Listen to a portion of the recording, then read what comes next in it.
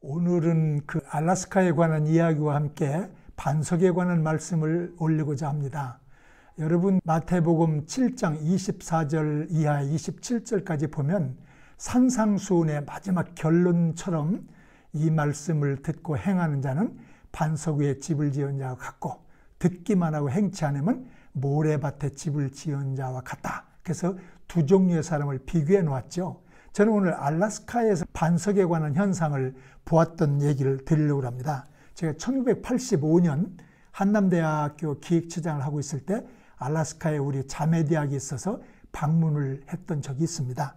알래스카는 171만 8천 평방킬로미터, 그리고 미국의 51개 주 중에서 가장 면적이 큰 곳이에요. 인구는 71만 명밖에 되지 않지만 우리 한반도 크기의 7배나 되는 그런 넓은 땅입니다. 근데 이 알래스카 주가 어떻게 됐냐? 1867년 3월 30일 날 미국의 당시 국무장관이었던 윌리엄 슈워드가 제정 러시아로부터 그걸 샀어요. 그때 이제 러시아는 크림 전쟁을 치르느라고 돈이 필요하니까 이걸 미국에 팔았습니다. 물론 미국에서 그걸 살 때 국회에서 무슨 그 냉장고 같은 쓸모없는 땅을 사느냐고 반대도 많았어요. 근데 슈워드 국무장관이 그걸 샀는데 720만 달러를 주고 샀어요. 굉장히 싸게 샀습니다. 물론 이게 지금 가치로 환산하면 약 16억 7천만 달러, 한국 돈으로 하면 1조 9,413억 7,500만 원 정도 된다고 합니다.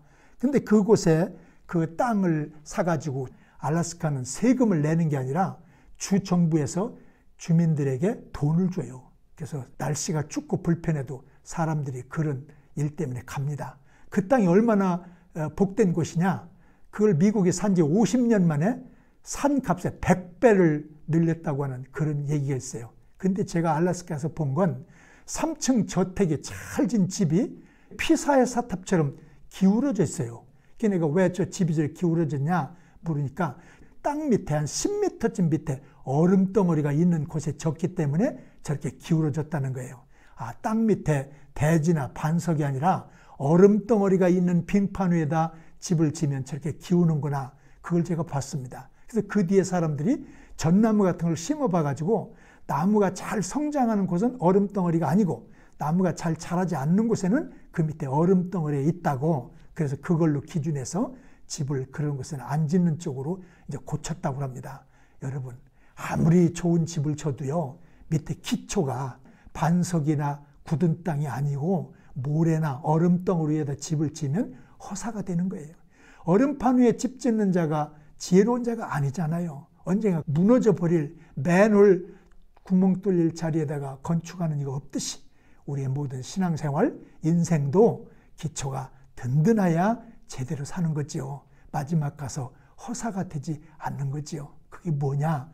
성경 말씀은 하나님의 말씀을 읽고 듣고 해석하고 이해해서 말씀대로 사는 자가 반석 위에 집을 지은 자라고 하는 말씀입니다.